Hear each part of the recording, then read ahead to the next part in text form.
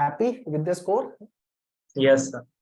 Okay, सिर्फ यही content से प्रिपरेशन की या कुछ और भी था add on? No sir, completely with this content. Okay, good यार, मतलब सेल्फ स्टडी से भी 123, it is a good score. Good, मतलब कंटेंट भी अच्छा है अपना। Yes sir.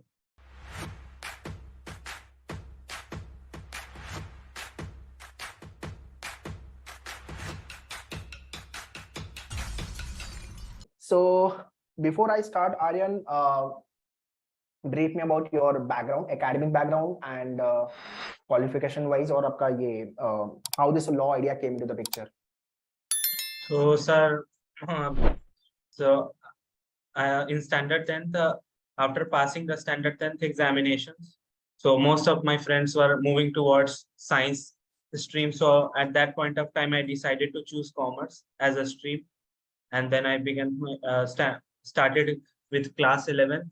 And at that point of time, I thought to take law as a career, because as my father is also a lawyer. So Wow. and then ultimately, So daddy ने push किया कि बेटा law कर ले, या खुद से decide किया आपने? खुद से डिसाइड कर। ओके, ठीक है। सो अगर मान लो कि मैं जितने मतलब किसी भी स्टूडेंट को ये चूज करना है या ये सोचना है कि मुझे लॉ फील्ड में जाना है, तो क्या क्या पैरामीटर्स उसको देखने चाहिए as per you? So sir, entrance के पर्सपेक्टिव से या फिर career wise? Overall overall. So to begin with the entrance, हम लोग क्लैट एग्जामिनेशन है, एलेट है, और एमएचसीटी और सिम्बायोसिस एग्जामिनेशन है। तो ये 4 मेजर एग्जाम है जिसपे एज अ स्टूडेंट फोकस कर सकते हैं। एंड करियर वाइज बहुत प्रोस्पेक्ट है, like in the field of litigation, judiciary और other government exams. Then we have options of corporate opportunities as well. So basically future scopes को देख करके you can take your call, right? Yes. Interest Yes. also. Okay, so Aryan, pre-recorded videos जो आपने लिए थे, जो I mean course curriculum था, उसको चैनलाइज कैसे किया था? मतलब मतलब पूरे दिन में कैसे पढ़ना वगैरह? और दूसरा 12 बोर्ड था साथ में? No sir, I had passed to अच्छा, class 12 12 पास होने के 20. बाद फुल टाइम सिर्फ एंट्रेंस की preparation? Yes. Along with CET कुछ और भी एग्जाम क्लैट वगैरह लिखा था? Yes sir. CLAT and ELET. So वहां पे क्या हुआ? sir, I was allotted CNLU Patna in CLAT. Okay, good. तो फिर सिलेक्शन तो वहां पे ज्वाइन नहीं कर रहे? No sir. Why? Sir, obviously GLC and ILS are better if we compare with those. Okay, या पटना से बाहर निकलना है?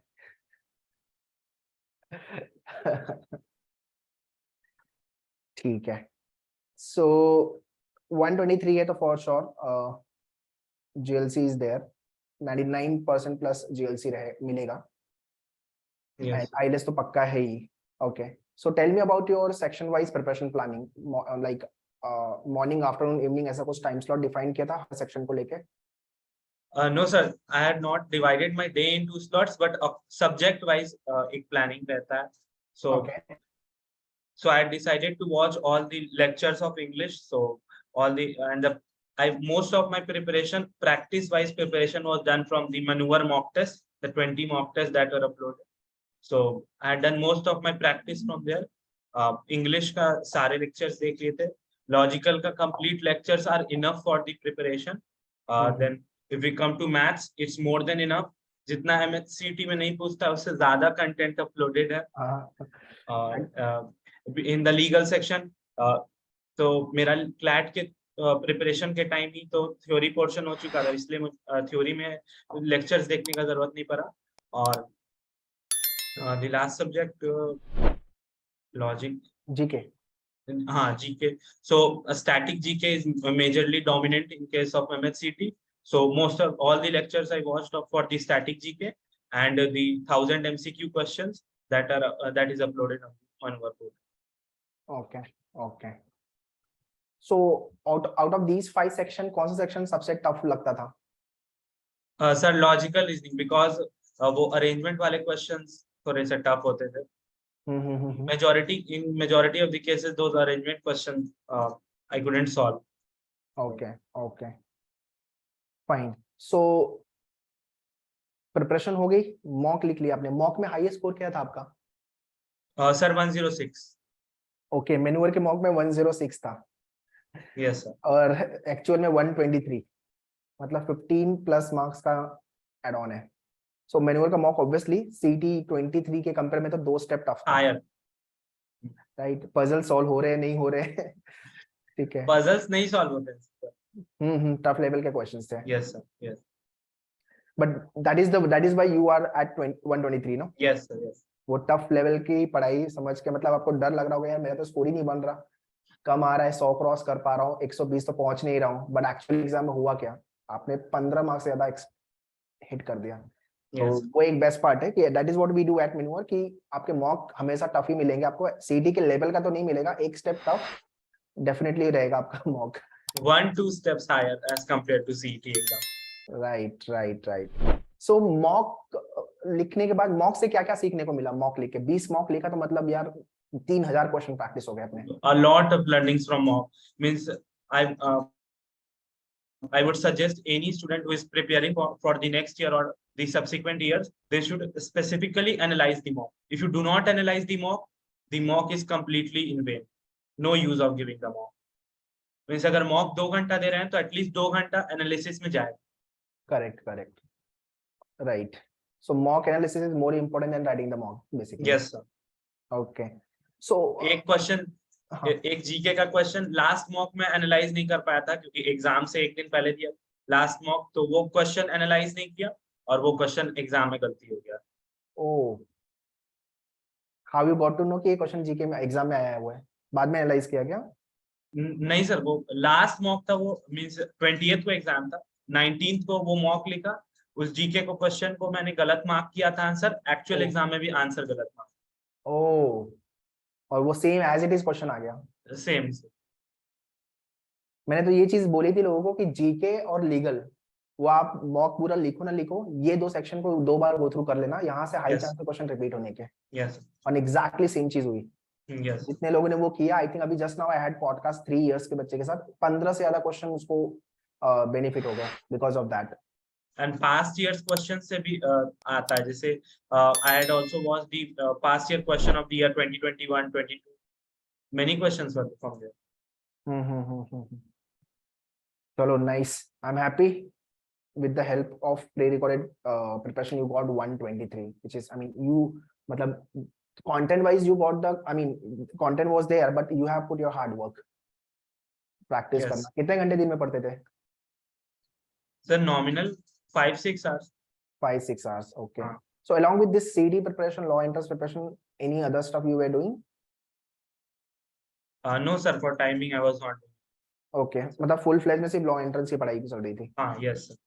Okay, so एनालिस्ट पटना के अलावा और भी एनालिस्ट नहीं मिले दूसरे कोई?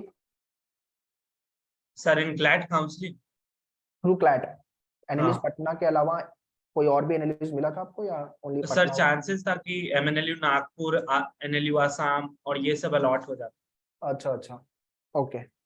नाउ टेल मी, जब आपने एक्चुअल सीटी का एग्जाम लिखा, व्हाट यू हैव रियलाइज्ड, मतलब एग्जाम सेंटर में एंट्री की, आपने पेपर चालू किया तो क्या फीलिंग थी exactly? So, sir, the exam center was almost 15 to 20 kilometer away, and on the exam day, the temperature was very high here. Oh.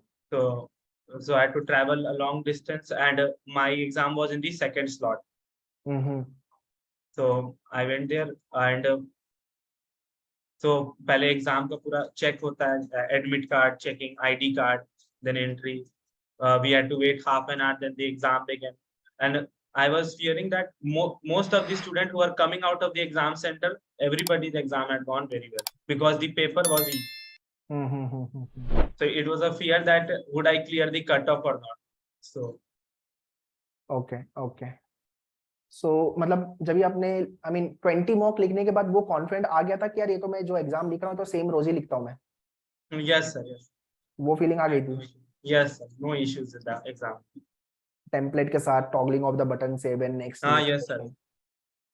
Okay, great. So what was your order of attempt? Order of attempt क्या था mock में और actual exam में? तो जब मैंने mock का start किया था उस टाइम पे मैं अलग अलग सेक्शन से, जैसे I would have begin with GK, then I would shift to legal, then logic, then English, and then maths. But फिर मैं आपने एक एग्जाम में जब शायद MCA CET या कोई एग्जाम हुआ था, तो उसके बाद पता चला कि वो सेक्शन मेंशन नहीं कर रहे हैं, जम्बल्ड अप है. So I decided to go with the flow. So I would begin with the question number 1 and I would end with question number 150. Okay. So हाँ, right. First exam I had appeared, that was MCA CET, right? yes. हाँ, वो exam था मेरा, तो वो लिखने के बाद I keep on, because I right exam every year all the season. Yes. तो वो फर्स्ट एग्जाम था जिससे मुझे अपडेट मिल गया कि ऐसा कुछ होने वाला है, और आगे के एग्जाम में भी कुछ वैसे ही हुआ, सेक्शन डिफाइन ही नहीं किया था. बट आई थिंक इसके अंदर उन्होंने स्क्रोलिंग नहीं, वो आई थिंक ओके दूसरे एग्जाम में दिया था उन्होंने. ठीक है. Law CET 5 years it was the sections were mentioned. हाँ, आई थिंक वो सेलेक्ट करने का ऑप्शन दिया था उन्होंने. हाँ, yes sir. सेलेक्ट कर सकते हो आप. हाँ, right right right. Great. So last question, what tips of the session you want to give to upcoming year aspirant for the year 24, 25, 26 जो prepare कर रहे हैं? So I would give 2 suggestions. Firstly, appear for all the 20 maneuver mock tests without. इस साल 25 होने वाले, इस साल 25 होने वाले. Okay, 25 mock tests. So appear for it, analyze it properly. That is the most crucial part. And number 2, analyze the past year questions. That's it. Which is ultimately not available, in fact, unfortunately. Yes sir. It is nowhere available over the internet. Yes, and that is the reason we keep on writing exam every year, just to give Yes. the glimpse of the types of the question और किस level के question आए थे, because paper CT out करता ही नहीं है. That is another problem. And whatever Yes. paper you get in the market, that is not reliable. That is like a memory based, और वो actual question है ही नहीं.